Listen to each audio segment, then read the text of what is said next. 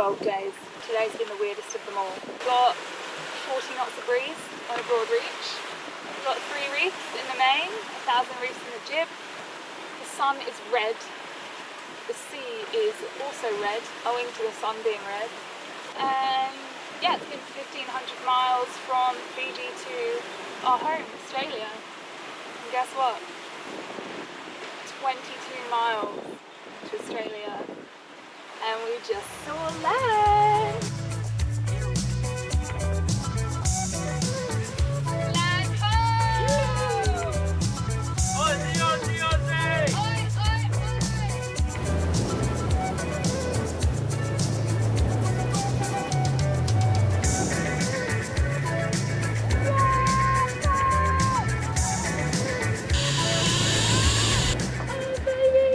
You need to get in your dinghy and come out and surf this. This is living.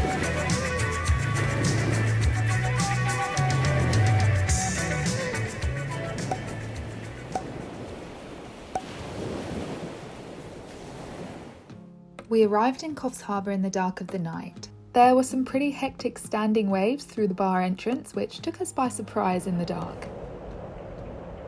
The wind stuck around for the day we arrived. We were glad to be tucked up in the quaint little marina. Apparently we snagged the last spot. Coffs Harbour is a small seaside town famous for its sea life, stunning beaches, blueberry farms, and a rather large banana. There you go.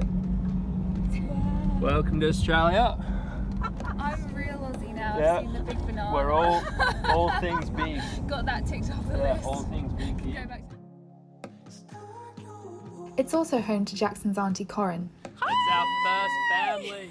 Corin took us in, along with our filthy laundry, to stay at her beautiful property with Jackson's cousins, horse Ollie and dog Mac Lewis. We enjoyed a few blissful days of family time on land, and of course frequenting a slap-up Aussie pub.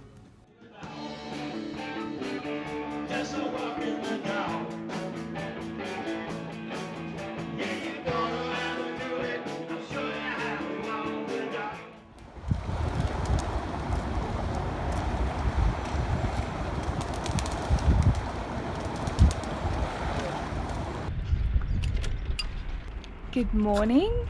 Jackson's just having some breakfast and it's 7 a.m. and we're about to leave here and head south. And it's going to be 150 miles to Port Stephens, so it's an overnight sail. We should get there nice and kind of mid-morning tomorrow. Maybe lunchtime. So not much left to do. We got the boat ready last night, the dinghy's up and the boat's clean as a whistle, so all we got to do is I've got to bring the power cord in, got to take the Christmas deckies down, and then got to drop the key off in no particular order, and then we're off. So here we go.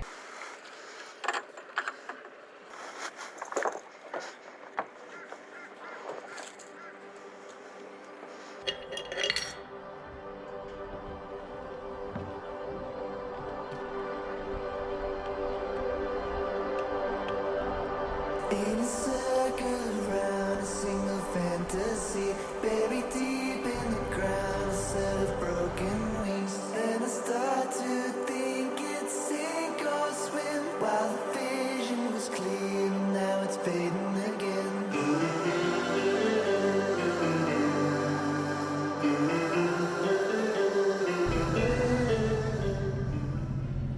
In Coffs Harbour we've been getting these beautiful glassy mornings, just not a breath of wind, and then the wind just kind of starts howling through in the afternoon. It's kind of an Australian summer thing. The land kind of heats up from the really hot sun throughout the day, and then as that air rises we just get these crazy blustery afternoons.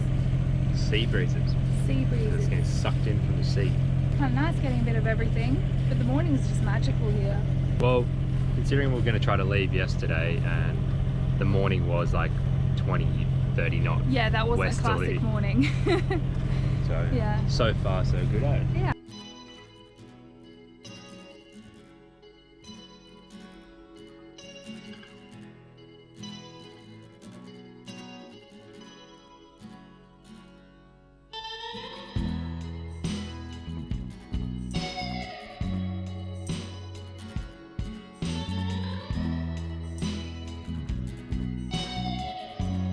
So on this rod and reel setup, because this reel is actually quite small, what we have ended up doing is, from our great advice from Captain Myers off Alfie, is we run a base of braided line on there, and this is I think 65 pounds, something like that, 65, 70 pound braided line, because it's so much thinner than normal fishing line or monofilament. You can get a lot more on there, so that increases your line capacity. And then what we do is on top of that, we then put our normal fishing line.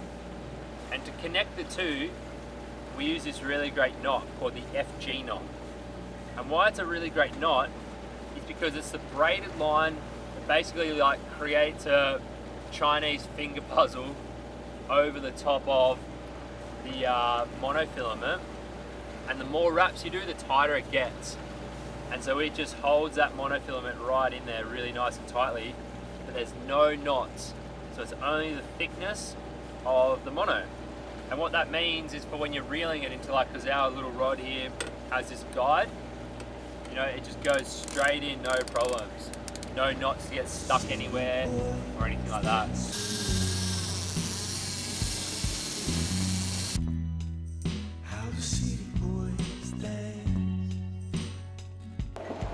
Well, we're not going to be expecting to get into the wind for another couple of hours, so yeah, just motoring along right now.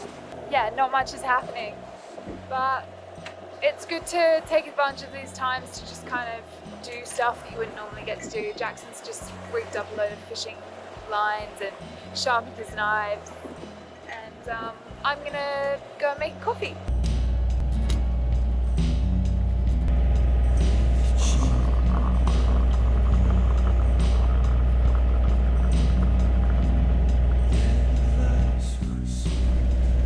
Oh, thank God, Jackson's fallen asleep. It's been really annoying me on this trip. Because like when you're motoring, honestly, it's just so bloody boring. It's kind of, you drive yourself crazy sometimes, and I've been sitting here trying to organise our engagement party for next month, and he's just been lying there just screaming obscenities at me, and I've just been like, shut up, because I've been dealing with numbers and stuff. But yeah, he's worn himself out, so he's just passed out. So that's good. It's just me now. I just wanted to make a comment. Like, so much has happened since we've been away. Did you know that the going rate for organising just a normal, very civilised party in Sydney is $5,000? What the hell is wrong with this world? Yeah, beautiful day for it though. Be good when we get some wind.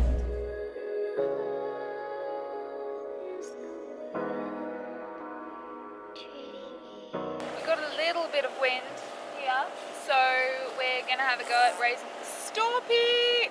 He's being so annoying. Did you hear that? Oh my God. Calm down. Hit the rose. Oh. Great joke. Great joke. I said the wind arrived, so he did a raspberry. Anyway, what was I saying? The wind has arrived, so we're gonna have a go at pulling up some mainsail, and if that goes well, we'll pull out the jib.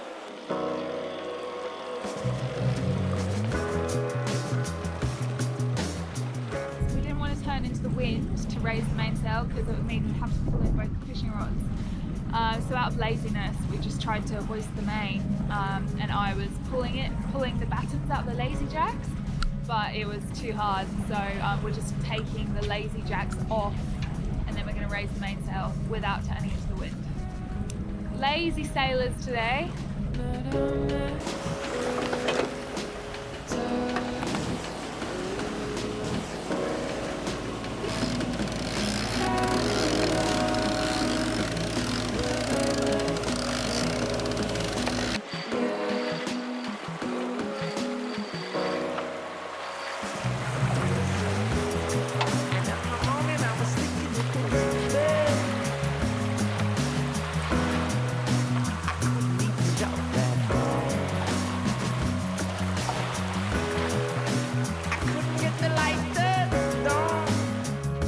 So right now we're sitting on what they call the Sydney Express.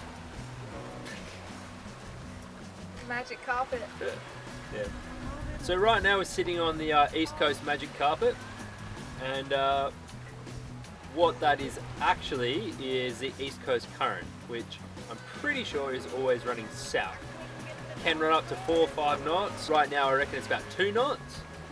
But yeah, it's really nice just going with a bit of current, because we're probably only in maybe 12 knots of breeze right now. And yeah, quite comfortably sitting on 7.5 knots, 7 knots. Pain in the ass if you want to go north.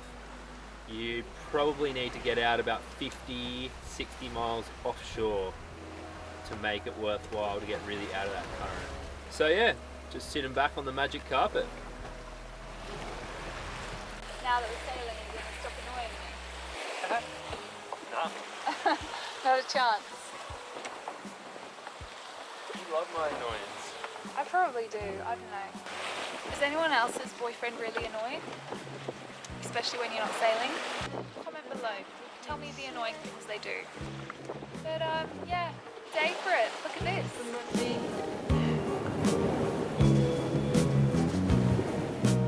Ticking like a broken clock.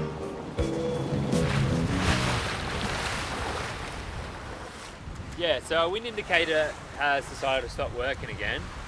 That's alright. I don't know what the wind speed exactly is, but it's probably about 18 to 20. But yeah, we're cruising. We're sitting on about 9 knots because we're just in this current. So yeah, I thought we'd just put in another reef just to quieten the boat down. It's just a little bit boisterous out here. We've also got 2 different seas. We've got this southeasterly and a northeasterly sea, so a little bit bouncy. This breeze is only meant to increase for the rest of the day, so we'll be needing to put a reef in half an hour anyway, so It's going to be a wild ride. may as well put it in now, slow down a little.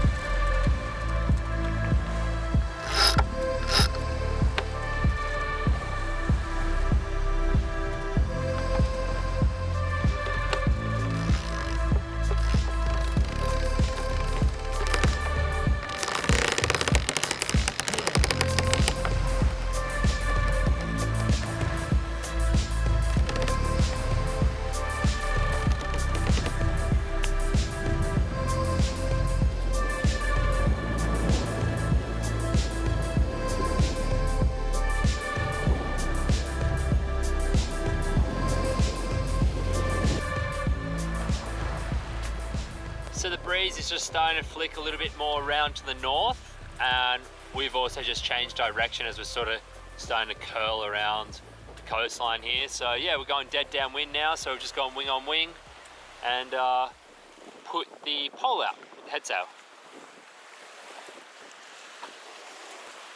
It's actually crazy, like it's not even that windy. I would say maybe 16 to 18 knots. We've got 3rd reef in the main, 2 deep reefs in the jib, and we're still doing like 8.5 knots. This current is just ripping.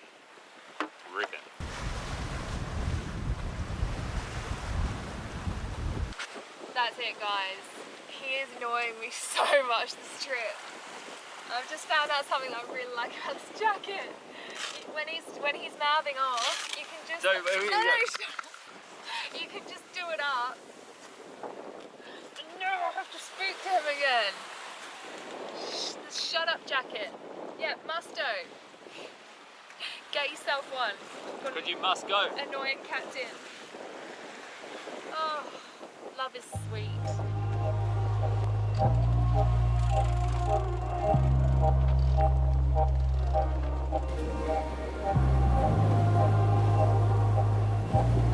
That didn't last very long with the pole out. The wind's already swung, so we've just dragged the main. And what we're going to do is, because the East Coast current is ripping so strong, we're still going 7.5 knots, just the mainsail up. So what we're going to do is we're just going to leave just the mainsail up. Then when the wind swings further out to the west, which it will in the night, then we'll put the jib out, because you don't want to have to be messing around with poles in the dark, because you've got to go up the deck. Avalon's a good boat in that respect, that everything can be done from the cockpit pretty much. There's there's not much that you have to go up on the deck for, and changing the pole around is one of them. So if you can avoid that in the night, then that's what we try and go for.